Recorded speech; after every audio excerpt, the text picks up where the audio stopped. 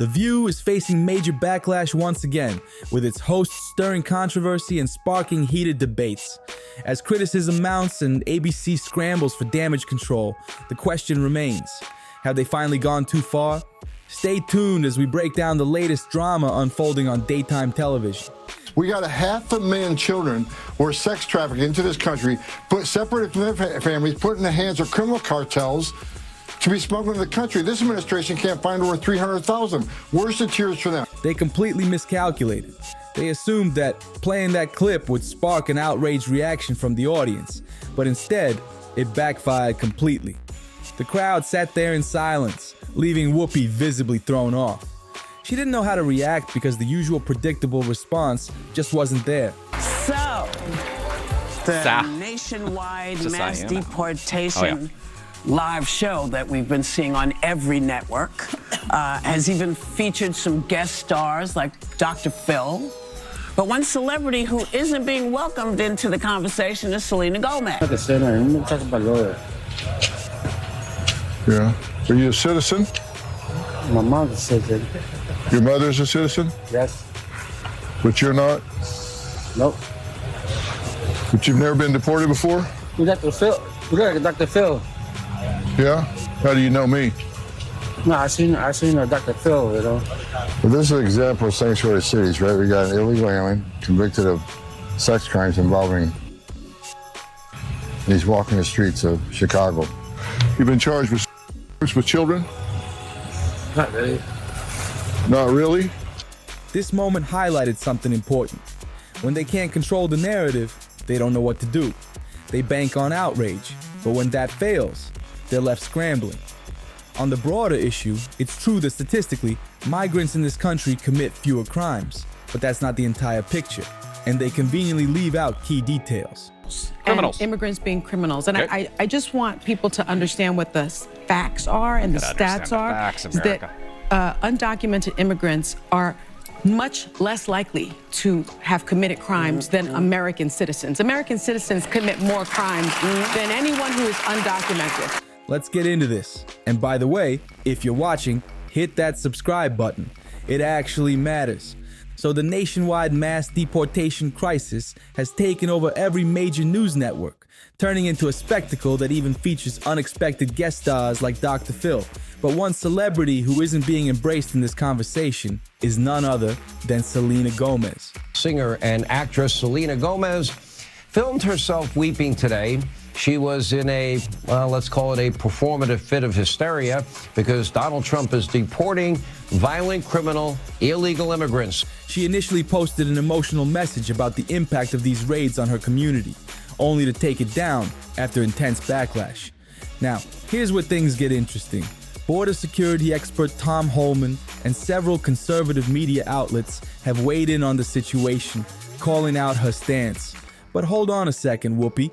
If you're going to discuss this topic, you need to show all the facts, right?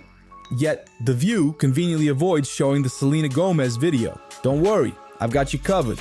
I'm about to play it for you. It's only 10 seconds long, but trust me, you'll want to watch how she sets the scene.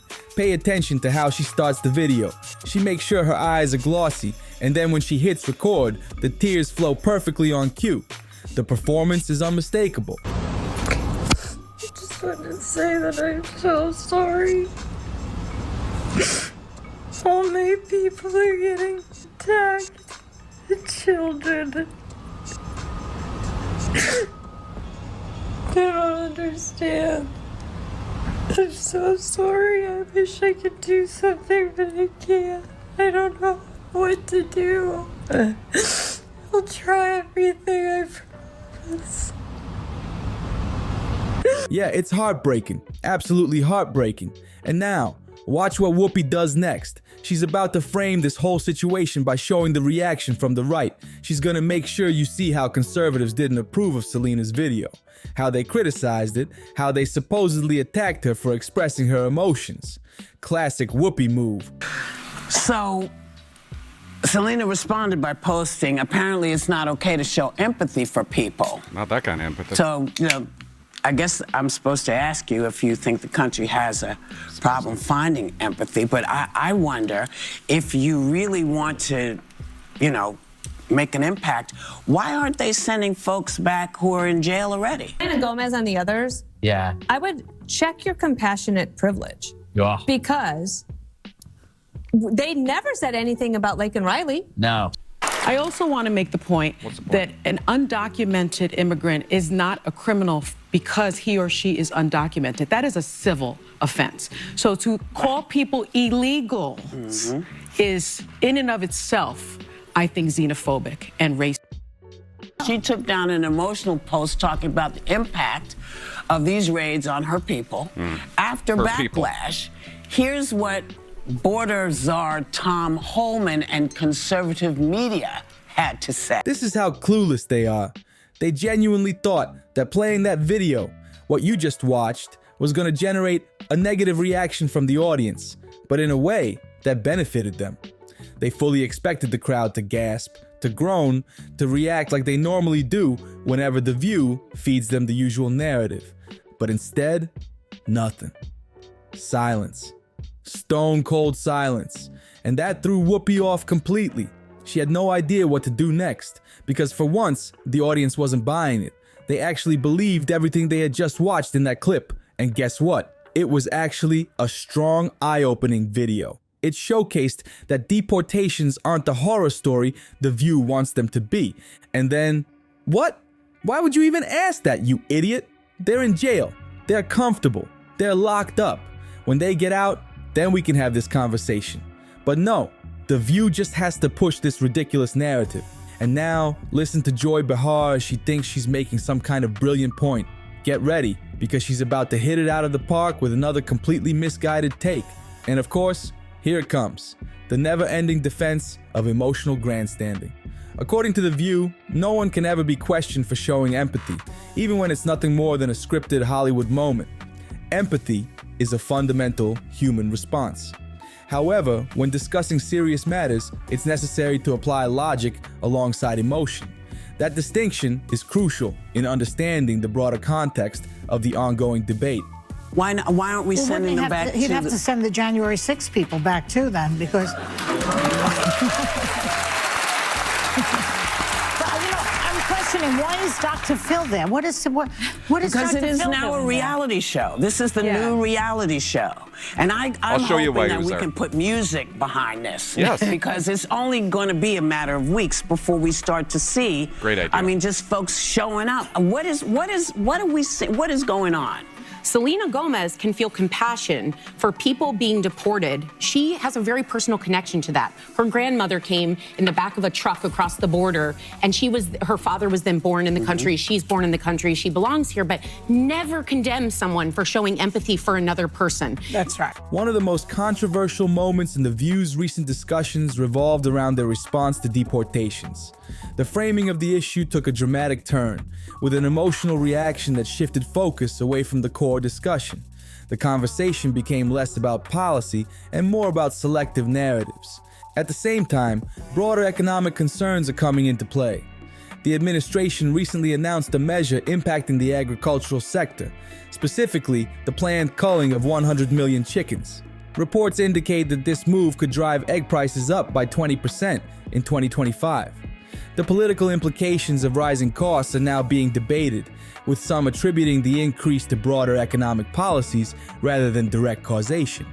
Meanwhile, discussions about criminal records and public safety continue. A common argument suggests that individuals without a formal record should not be considered a risk. However, data shows that some of the most concerning individuals often do not have prior convictions. The complexity of criminal behavior means that a lack of documented offenses does not necessarily equate to low risk. These discussions highlight the growing divide in media narratives, where emotional appeals are often prioritized over data-driven analysis. As these debates continue to unfold, the challenge remains in balancing policy discussions with objective facts. This situation is particularly heartbreaking because it was entirely preventable. The system failed to enforce existing policies, allowing an individual with a violent history to remain in the country when they should have been deported. As a result, a young woman, a dedicated student with a bright future, is no longer here today. This outcome has led to frustration, as many believe that proper enforcement could have averted this tragedy. However, the conversation around border security and immigration often lacks nuance. It is a challenge that every nation faces, not just the United States. Leaders across the world regularly assess how to manage migration in a way that is both safe and sustainable. For example, former German Chancellor Angela Merkel had to determine how many Syrian refugees Germany could accommodate without overwhelming its economy and social infrastructure.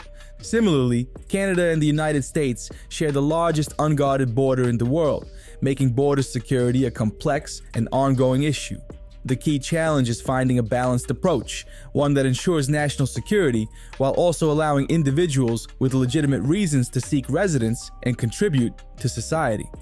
Achieving this balance requires practical policy discussions rather than polarized rhetoric. The focus should be on maintaining security while upholding humane and fair immigration processes.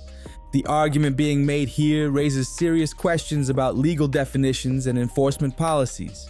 The claim that undocumented immigrants are not criminals because the presence is considered a civil offense is technically accurate in some contexts, but it does not change the fact that entering a country without authorization violates immigration law.